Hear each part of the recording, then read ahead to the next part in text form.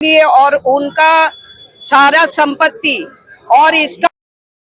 और पीलीभीत में समाजवादी पार्टी को बड़ा झटका लगा है, जहां नगर पालिका ने नकटीदाना चौराहे स्थित सपा कार्यालय को बलपूर्वक खाली करा लिया। प्रशासन की इस कार्रवाई के खिलाफ सपा कार्यकर्ताओं ने जमकर विरोध किया और इस दौरान जिलाध्यक्ष जगदेव सिंह जग्गा समेत 50 से ज्यादा लोगों को पुलिस ने हिरासत में लेकर पुलिस लाइन भेज दिया है। नगर पालिका ने पुराने ईओ आवास पर कब्जा करते हुए सपा कार्यालय की पुताई करवाई और भवन पर अधिशासी अधिकारी आवास भी लिखवा दिया। दरअसल ये भवन 2005 से सपा को 15 सालों के लिए आवंटित था, जिसकी अवधि 2020 में खत्म हो गई थी। सपा जिलाध्यक्ष ने आरोप लगाया कि प्रशासन बीजेपी के इशारे पर काम कर रहा है। वहीं नगर पालिका का कहना है कि कई बार नोटिस देने के बावजूद कार्यालय खाली नहीं किया गया, जिस पर अब प्रशासनिक कार्रवाई की गई है।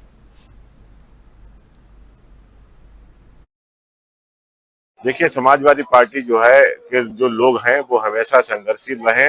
वो हमारे नेताजी कहते थे, हमारे राम मनोहर लोहिया जी का नारा है, ना मारेंगे ना मानेंगे। हम लोग कोई मानने वाले नहीं है। हम लोग जो है इसको जो है माननीय न्यायालय से लेकर सड़कों से लेकर जो है विधानसभा तक जो है इसकी आवाज उठाएंगे, क्योंकि समाजवादी पार्टी के यहाँ जो है एकदम हम लोग सही है। ईओ के द्वारा या नगर पालिका के द्वारा कोई भी ऐसा आदेश नहीं है जिसमें हम लोगों को निकाल सके। अगर ऐसा कोई आदेश है हम लोगों को लिख दिखा दें तो हम लोग उसे खाली करें। 10 तारीख को पिछली 10 जून को हम लोग वहाँ पे मौके पर गए थे कब्जा लेने के लिए। नगर पालिका की टीम साथ में थी, नगर पालिका को कब्जा दिलाना था। तो वहाँ पे जो जिलाध्यक्ष सबके बीच में सहमति बनी थी कि 6 दिन के अंदर हम इसको खाली कर देंगे। 10 से लेकर 16 तारीख तक की टाइम था, लेकिन 17 तारीख को जब इनके द्वारा खाली नहीं किया तो नगर पालिका ने फाइनली इनको कर दिया था कि तत्काल मकान खाली कर लें, नहीं तो नगर पालिका कब्जा ले लेगी। नगर पालिका ने डिमांड करी मजिस्ट्रेट की और पुलिस की, तो हम लोग मौके पे पहुंचे मजिस्ट्रेट्स के साथ में, और पुलिस बल था, नगर पालिका की पूरी टीम थी। तो मौके पे जो ऑफिस उनका बंद था तो उस पर वहाँ पे नगर पालिका ने अपना ताला डाल दिया है, और वहाँ पे जो भी अपना नगर पालिका के जो कब्जे में ले लिया है, और जो उनका कुछ सामान था तो उनके लिए नगर पालिका की तरफ से नोटिस जारी कर दिया गया कि 2 दिन के अंदर अपना सामान निकाल लें, नहीं तो इसको तीसरे दिन नगर पालिका अपने कस्टडी में ले लेगी। देखिए, समाजवादी पार्टी जो है कि जो लोग हैं वो हमेशा संघर्षशील रहे। वो हमारे नेताजी कहते थे, हमारे फिरोजाबाद में दिल दहला देने वाली घटना सामने आई, जहां 8 साल की मासूम संध्या गुप्ता की हत्या कर दी गई। संध्या छुट्टियां मनाने हाथरस से अपनी ननिहाल आई थी। वहीं सोमवार की शाम वो घर के बाहर खेलते समय अचानक लापता हो गई थी। परिजन और स्थानीय लोग बच्ची को रात भर जो है ढूंढते रहे, लेकिन उसका कोई सुराग नहीं मिला।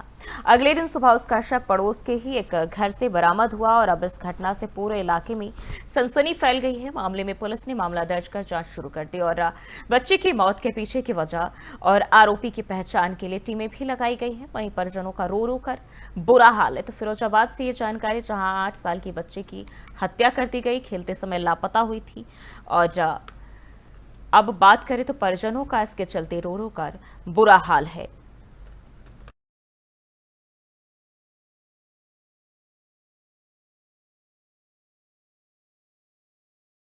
रुक करते अगली खबर की ओर। इलाहाबाद हाईकोर्ट ने कानपुर के बिकरू कांड में आरोपी चौबेपुर के एसओ विनय तिवारी को सशर्त जमानत दे दी है, और यह उनकी दूसरी जमानत थी। यह आदेश न्यायमूर्ति सिद्धार्थ की पीठ ने दिया था और आरोपी लगभग 5 साल से जेल में है और उन्होंने जमानत के लिए दूसरी जमानत अर्जी दाखिल की थी। विनय के वकील ने दलील दी है कि पहली जमानत अर्जी 21 सितंबर 2021 को खारिज कर दी गई थी। आरोपी 8 जुलाई 2020 से जेल में बंद है और कानपुर नगर के चौबेपुर थाने में दर्ज बिकरू कांड में लगभग बात करें तो 30 सितंबर 2020 को आरोप पत्र भी दाखिल किया गया था और ट्रायल में 102 अभियोजन गवाह है, इनमें से लगभग 13 का ही परीक्षण हुआ है।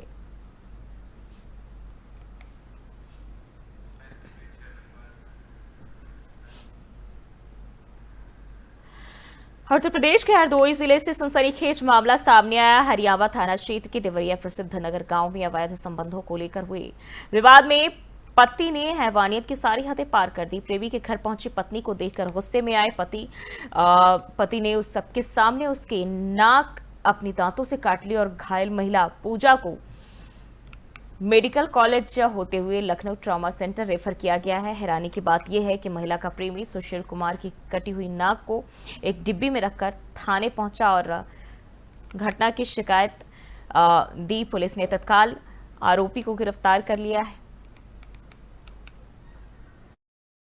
ग्राम देवरिया प्रसिद्ध नगर थाना हरियाणा से पति के द्वारा अपनी पत्नी के साथ मारपीट की घटना घटित की गई, जिसमें पत्नी की नाक पर चोट आई है। मामले में सुसंगत धाराओं में अभियोग पंजीकृत किया गया है। घायल को उपचार हेतु जिला अस्पताल भेजा गया है, जहां से उचित उपचार के लिए लखनऊ रेफर किया गया है। अभियुक्त को गिरफ्तार कर वैधानिक कार्रवाई इसमें की जाएगी। मुझको मारने की धमकी थी, इतना मार डालेंगे तुमको। मेरे सास ससुर भी मिले हुए उसमें, और इसीलिए मैंने मौका पाके मैं इनके घर में चली आई दूसरे। और ये पीछे से मेरा घर वाला आ गया, मेरी नाक काट ली इसने। इसके छोटे भाई ने इसको पकड़ लिया सुशील कुमार को, और इसीलिए इसने मौका पा लिया। इसने मेरे नाक ही पे मतलब नाक ही मुँह में रख ली। और बिजनौर में आगामी त्योहारों, कांवड़ यात्रा और मुहर्रम को लेकर पुलिस प्रशासन पूरी तरह मुस्तैद नजर आ रहा है। बरेली जोन के अपर पुलिस महानिदेशक रमित शर्मा ने बिजनौर पहुंचकर सुरक्षा तैयारियों का जायजा भी लिया और उन्होंने थाना कोतवाली शहर क्षेत्र में पुलिस बल के साथ पैदल गश्त की और बाजार, मुख्य मार्ग और भीड़ भाड़ वाले इलाकों में जाकर निरीक्षण किया।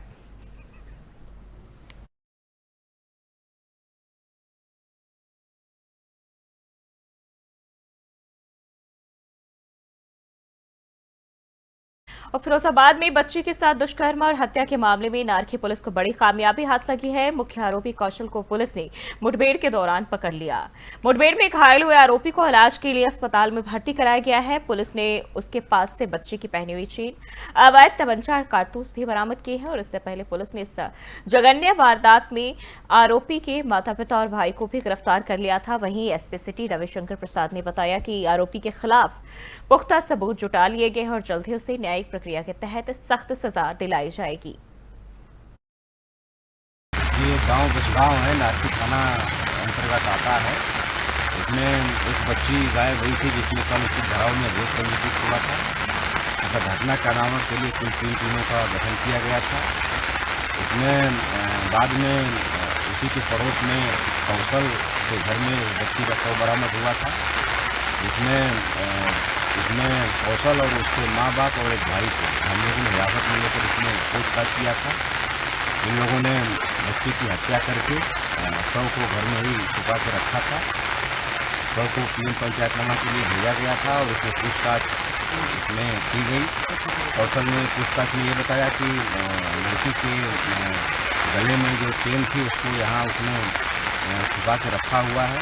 नारखी पुलिस के साथ ये बरामदगी के लिए आया हुआ था और जहाँ उसने चेन छुपा के रखा था वहाँ उसने असलाह भी छुपा के रखा था और उसी अवैध असलाह से उसने पुलिस के ऊपर फायरिंग कर दी बरामदगी के समय।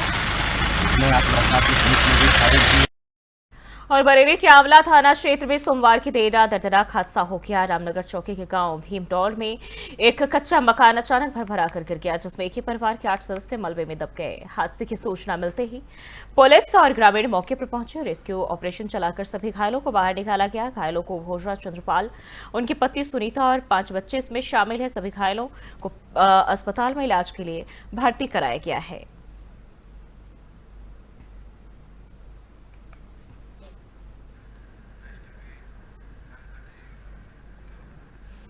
जौनपुर के डोभी ब्लॉक सभागार में सोमवार को दानगंज से बडीहा मोड़ तक अधूरी सड़क के निर्माण को लेकर अहम बैठक आयोजित की गई। जिलाधिकारी डॉक्टर दिनेश चंद की अध्यक्षता में हुई इस बैठक में एनएचएआई, राजस्व विभाग के अधिकारी और सैकड़ों किसान शामिल हुए। डीएम ने बताया कि प्रयागराज हाईकोर्ट के निर्देश पर उन्हें आर्बिट्रेटर नियुक्त किया गया है ताकि किसानों को उनकी भूमि का संतुलित मुआवजा मिल सके। और उन्होंने कहा कि किसानों की सहमति से ही मुआवजे की राशि तय की जाएगी, जिससे किसी का अहित न हो।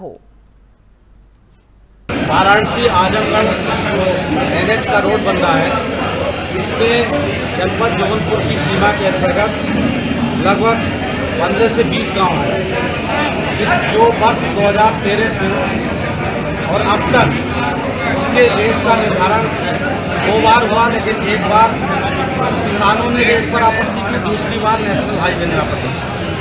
इन दोनों रेटों को माननीय उच्च न्यायालय द्वारा निरस्त कर दिया गया। उसके बाद आर्बिट्रेटर के रूप में मुझे निर्देशित किया वाराणसी आजमगढ़ चित्रकूट में आगामी अमावस्या और मुहर्रम जैसे संवेदनशील पर्वों को देखते हुए पुलिस प्रशासन पूरी तरह सतर्क है। जिले के एसपी अरुण कुमार सिंह ने शहर कोतवाली और ट्रैफिक पुलिस के साथ पैदल गश्त कर सुरक्षा व्यवस्था का जायजा लिया और इस दौरान उन्होंने बाजारों, भीड़भाड़ वाले इलाकों और धार्मिक स्थलों का निरीक्षण भी किया। पैदल गश्त के दौरान एसपी ने आम नागरिकों से संवाद भी की, उनकी समस्याएं सुनी और त्योहारों के दौरान पूरी सुरक्षा का भरोसा भी दिलाया। उन्होंने बताया कि संवेदनशील इलाकों में सीसीटीवी की निगरानी बढ़ाई गई है और अतिरिक्त पुलिस बल की तैनाती भी की जा रही है। पुलिस जन सहयोग बढ़ाने के उद्देश्य से चलाए गए इस अभियान को जनता ने भी सराहा। माननीय मुख्यमंत्री जी और डीजीपी महोदय का स्टैंडिंग ऑर्डर है कि लगातार पुलिस के सीनियर ऑफिसर्स को, अधीनस्थ कर्मचारियों को लेकर के शाम के वक्त जब कस्बों और शहरों में भीड़ भाड़ होती है तो फुट पेट्रोलिंग की जाए। उसी सिलसिले में ये फुट पेट्रोलिंग लगभग रोज होती है। वरिष्ठ अधिकारी भी इसमें जगह जगह कस्बा और शहर बदल के शामिल होते रहते हैं। उसी सिलसिले में आज करबी कस्बे में मेरे साथ सीओ ट्रैफिक, इंस्पेक्टर करबी और करबी थाने का फोर्स, ट्रैफिक का फोर्स। महोबा के चरखारी थाना क्षेत्र में पुलिस ने वाहन चोरी की 3 वारदातों का एक खुलासा करते हुए एक शातिर चोर को गिरफ्तार किया है। पुलिस ने आरोपी के कब्जे से एक चोरी का ट्रैक्टर और 2 मोटरसाइकिलें भी बरामद की है। ट्रैक्टर पर आरोपी ने अपनी बाइक की नंबर प्लेट भी लगाई थी ताकि पहचान ना हो सके। चेकिंग के दौरान जब पुलिस ने ट्रैक्टर को रोकने का प्रयास किया तो चालक भागने लगा, लेकिन कुछ दूरी पर उसे पकड़ लिया गया। पूछताछ में आरोपी वीर सिंह ने ट्रैक्टर को कानपुर से चोरी करने की बात कबूली। उसकी निशानदेही पर पुलिस ने चरखारी और कबरई क्षेत्र से चोरी की 2 बाइक भी बरामद की। आरोपी के खिलाफ विभिन्न धाराओं में केस दर्ज कर उसे जेल भेज दिया गया है।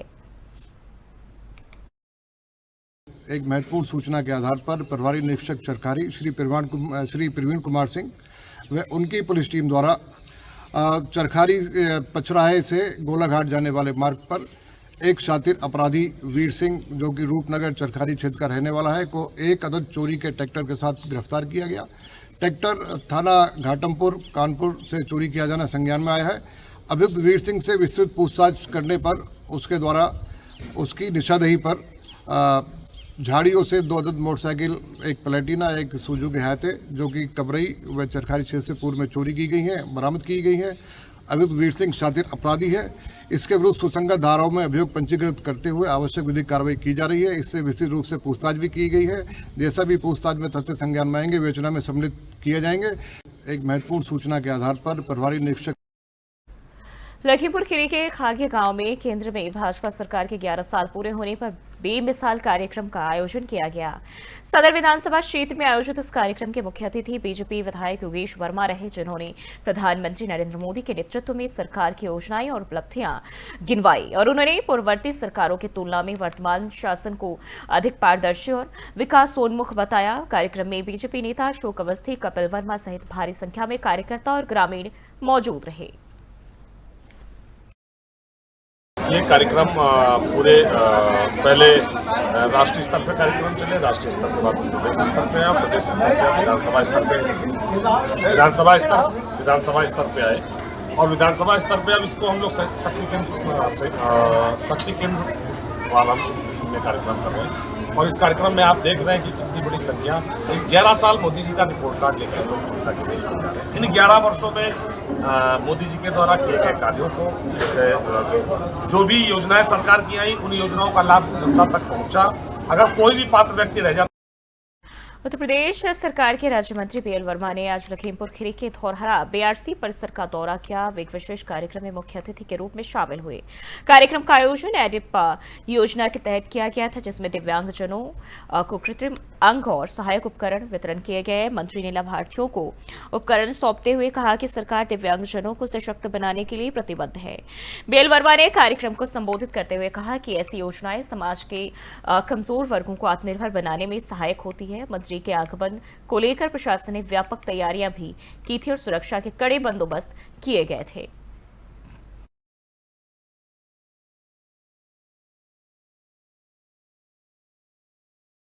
बुलंदशहर से खबर सामने आ रही, जहां कांग्रेस नेता और लोकसभा में विपक्ष के नेता राहुल गांधी के जन्मदिन बुलंदशहर में धूमधाम से मनाया गया। काला आम चौराहे पर कांग्रेस कार्यकर्ताओं ने केक काटा, ढोल नगाड़ों के साथ जश्न भी मनाए और एकजुट होकर राहुल गांधी की लंबी उम्र की कामना की। इस अवसर पर कार्यकर्ताओं ने राहुल गांधी की राजनीतिक और सामाजिक उपलब्धियों को भी याद किया और पोस्टर के साथ बलून आसमान में उड़ाकर उन्हें विशेष अंदाज में शुभकामनाएं भी दी। कार्यकर्ताओं ने कहा कि राहुल गांधी युवाओं के नेता है और देश के भविष्य को दिशा देने की क्षमता रखते हैं। कार्यक्रम में स्थानीय कांग्रेस नेताओं और सैकड़ों कार्यकर्ताओं की उपस्थिति भी रही।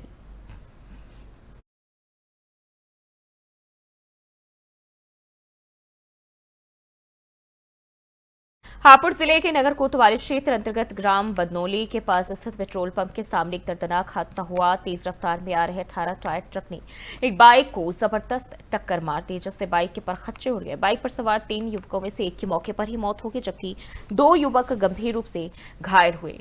वहीं राहगीरों की सूचना पर पुलिस मौके पर पहुंची और घायलों को तुरंत अस्पताल भिजवाया गया। पुलिस ने ट्रक को कब्जे में लेकर मामले की जांच शुरू कर दी है। स्थानीय लोगों में घटना को लेकर भारी आक्रोश है और उन्होंने तेज रफ्तार वाहनों पर रोक लगाने की भी मांग की है।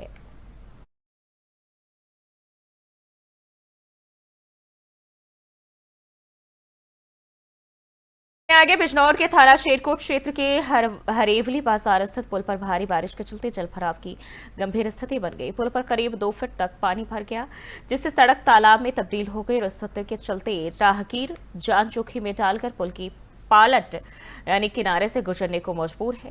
ये पुल 2 दर्जन से अधिक गांवों को जोड़ता है और रोजाना हजारों लोग इस रास्ते का इस्तेमाल करते हैं, लेकिन जलभराव के कारण अब यह रास्ता बेहद खतरनाक हो चुका है।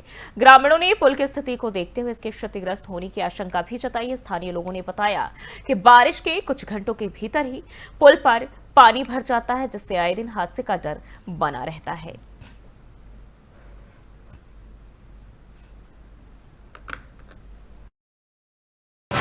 जी, इसमें गांव में हमारे 25 गांव का निकाल है और इसमें पानी की ऐसी हुई पहली बार इसमें ही कम से कम 3-4 फीट पानी भर जाता है। कोई सफाई उपाई नहीं होती है इसकी और पब्लिक इससे परेशान रहती है बहुत ज़्यादा। 20-25 गांव का निकाल है इस पुल पे से। कोई इसमें संज्ञान लिया किसी ने कोई संज्ञान नहीं लिया और पहली बार इसमें ऐसा हो जाता है, ऐसी पानी भरा रहता है पुल में। लोगों को आने जाने में बहुत दिक्कत पड़ती है पानी से और 2-3 फीट पानी भरा रहता है, कोई सफाई नहीं होती इसकी। जी, इसमें गांव में हमारे 25 गांव का निकाल है और इसमें पानी की ऐसी। फिलहाल के लिए बुलेटिन बस इतना ही। देश और दुनिया की तमाम खबरों के लिए देखते रहिए 4 TV न्यूज़।